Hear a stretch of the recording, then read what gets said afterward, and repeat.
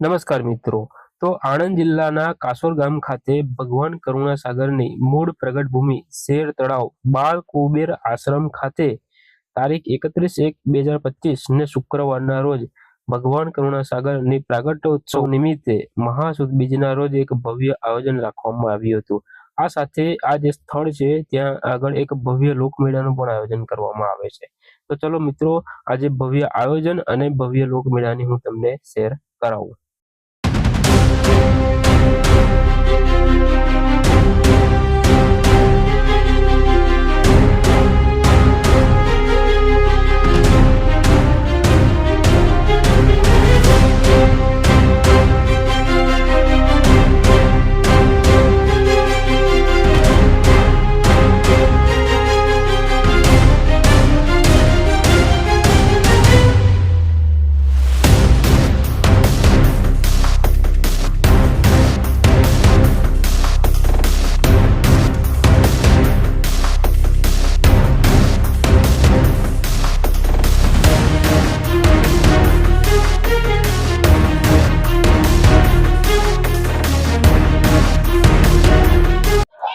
નમસ્કાર મિત્રો, તો અત્યારે આપણે આવી ગયા છે આણંદ જિલ્લાના કાસોર ગામે।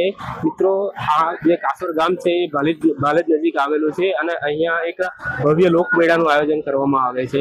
મિત્રો, આજે મહાસુદ બીજ છે અને જે સતકેવલ મહારાજ છે એમનો પ્રાગટ્યોત્સવ છે અને આજે જે પ્રાગટ્યોત્સવ છે એના દિવસે અહીંયા ભવ્ય લોકમેળાનું આયોજન કરવામાં આવે છે। મિત્રો, આપ જોઈ શકો છો અહીંયા સરસ મજાના એક ભવ્ય મેળાનું આયોજન કરવામાં આવેલું છે। તો ચલો હું તમને આજે મેળાની શેર કરાવડાવું।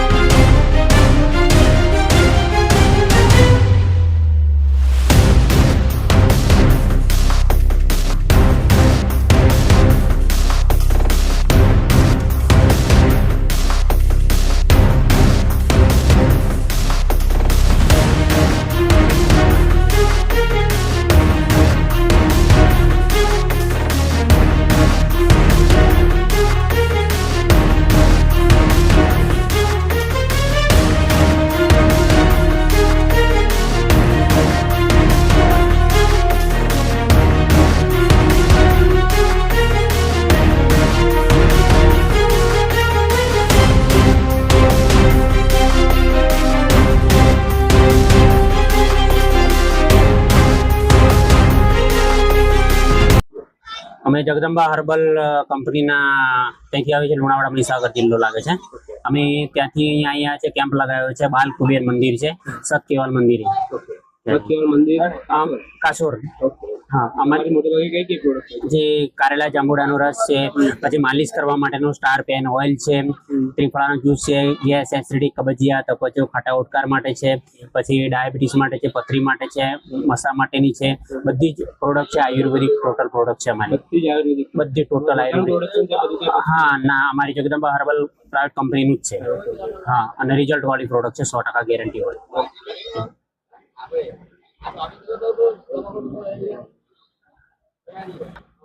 મિત્રો કાસોર ગામ એની આગવી 3 ઓળખ છે જેના કારણે તે અલગ તરી આવે છે. એક શેર તળાવ, બીજું બાલ કુબેર આશ્રમ અને ત્રીજું મહાકાળી માતાજીનું મંદિર. તો મિત્રો જ્યારે પણ તમે આ જે કાસોર ગામની મુલાકાત લો તો આ જે સ્થળો છે એની અવશ્ય મુલાકાત લેજો.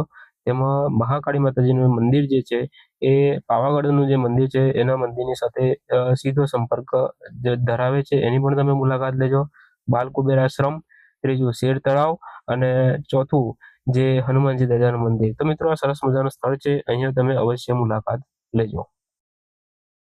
મિત્રો તમારા વિસ્તારમાં પણ જો કોઈ આવો લોકમેળાનું આયોજન કરવામાં આવતું હોય તો અમને જણાવજો કોમેન્ટની અંદર, અને સાથે તમારો સંપર્ક નંબર પણ લખજો, જેથી કરીને અમે તમારો સંપર્ક કરી અને જે લોકમેળાનું જે આયોજન કરવામાં આવે છે અથવા તો કોઈ પ્રાચીન સ્થળ હોય તો એની પણ તમે અમને જાણ કરજો.